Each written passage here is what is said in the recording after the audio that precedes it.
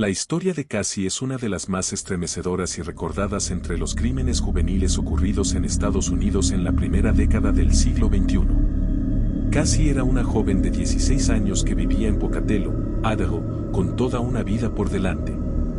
Era estudiante de secundaria, tenía amigos, una familia que la quería y, según quienes la conocían, era responsable y dedicada. En la noche del 22 de septiembre de 2006, mientras cuidaba perros en la casa de unos familiares, fue atacada y apuñalada hasta la muerte por dos compañeros de escuela en lo que la fiscalía y los medios denominaron un asesinato motivado por la búsqueda de emoción, y que pronto sería apodado mediáticamente como el asesinato inspirado por Scream. Los hechos, la investigación, los juicios y las secuelas forman una cadena de sucesos que aún hoy siguen generando preguntas, análisis y un dolor profundo para la familia y la comunidad. Cassie había nacido el 21 de diciembre de 1989.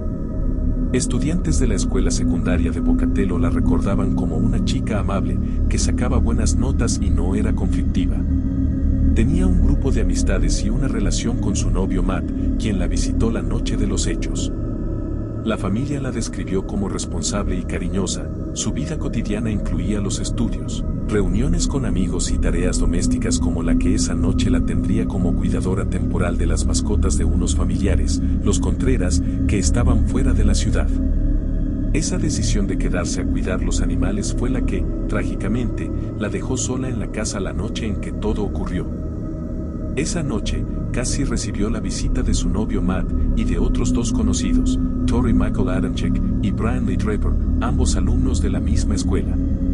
Tori había nacido en Pocatello el 14 de junio de 1990 y Brian el 21 de marzo de 1990.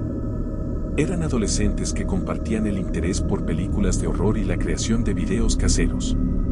De acuerdo con la investigación y el material que luego se presentó en los juicios, ambos jóvenes habían planificado el ataque con anticipación. Grabaron videos, elaboraron lo que llamaron una lista de muertes y compraron las armas que usarían.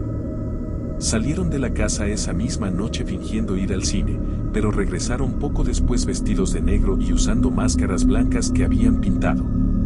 Procedieron a manipular el cuadro eléctrico de la casa para dejar oscuridad intermitente, lo que buscaba aumentar el terror y facilitar la entrada sin ser detectados.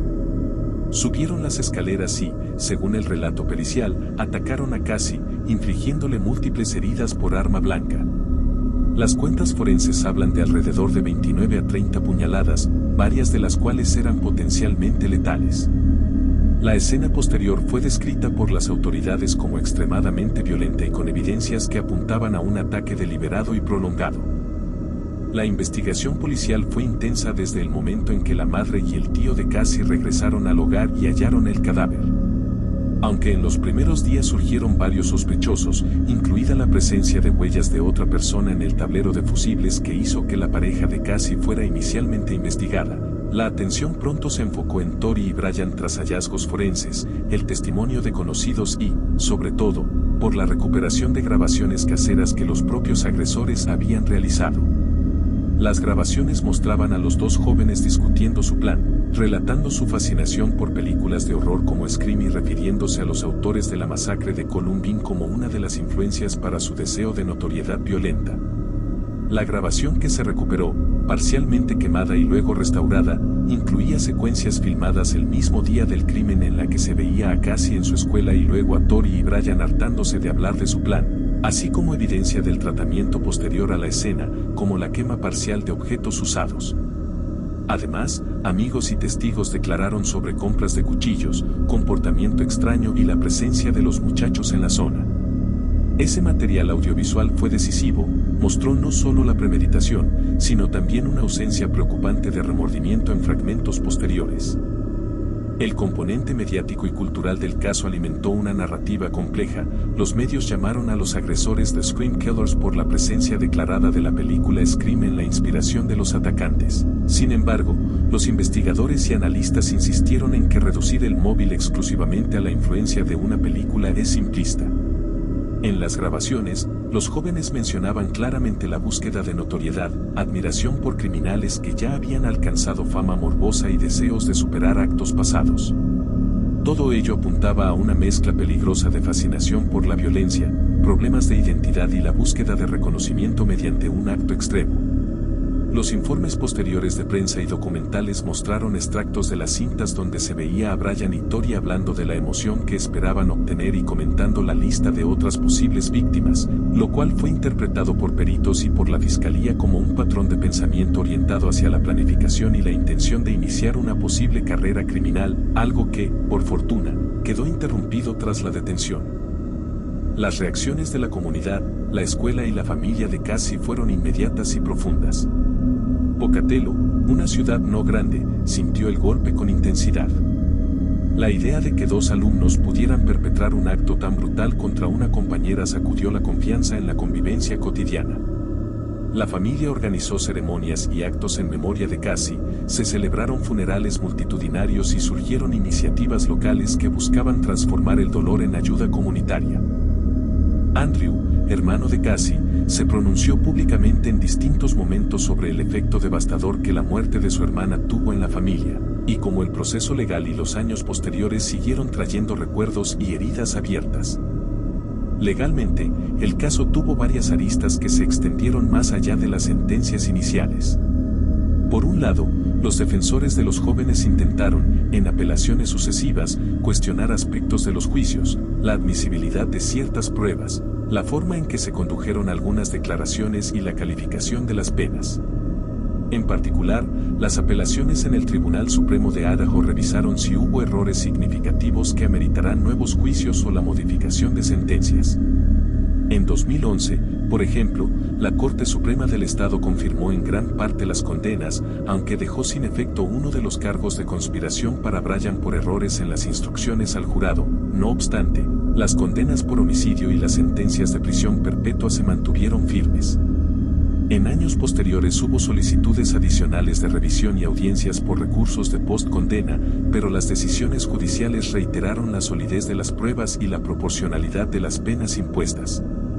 Estas resoluciones, además, reflejaron la complejidad de aplicar justicia cuando los imputados eran menores al momento del hecho pero fueron juzgados como adultos por la gravedad de su conducta.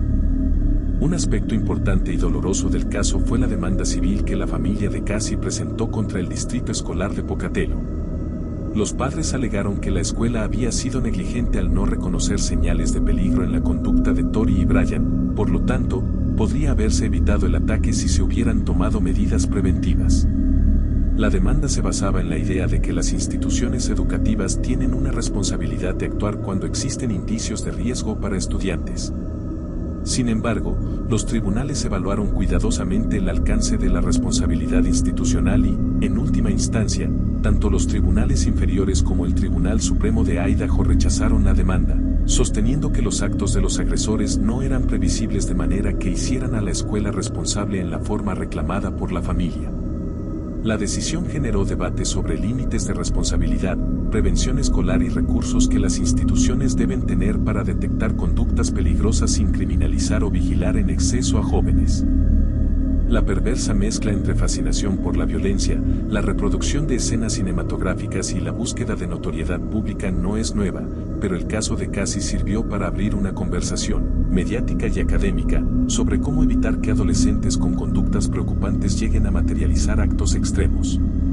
Psicólogos forenses y criminólogos que analizaron el expediente señalaron que Tori y Brian no encajaban en un único perfil sencillo. Había rasgos de conductas antisociales, una búsqueda de aceptación y reconocimiento, idolatría por episodios violentos previos, y una capacidad para planear y ejecutar conductas violentas en grupo. El papel de los medios, la cultura popular y el acceso a plataformas de difusión fueron mencionados como factores que pueden alimentar el deseo de notoriedad, aunque los expertos puntualizan que la influencia de una película nunca explica por sí sola por qué una persona comete un homicidio, sino es la conjunción con problemas personales, sociales y de salud mental lo que, en ciertos individuos, crea el caldo de cultivo para la violencia. Hoy, más de una década y media después del crimen, la memoria de Cassie aún vive en quienes la conocieron y en los actos conmemorativos que su familia promueve. Su familia ha intentado transformar el dolor en ayuda para otros, y la comunidad ha procurado recordarla no solo como víctima sino como la persona que fue. Una joven con sueños y relaciones afectivas rotas por un acto que nadie justifica. Los procesos judiciales, las apelaciones fallidas y las reiteradas confirmaciones de las penas han cerrado una etapa procesal, pero no han cerrado el duelo ni las consecuencias sociales que este tipo de crímenes impone a familias y comunidades enteras. La pregunta de cómo prevenir que jóvenes tomen el camino de la violencia por la fascinación con la muerte sigue abierta, y el caso de Cassie continúa sirviendo como advertencia y como un llamado a la prevención, la educación y la vigilancia comunitaria responsable. Es importante. Si te gustó el video, dándole like y suscribiéndote sería de gran ayuda. Muchas gracias por su tiempo y atención, que tengan un buen día.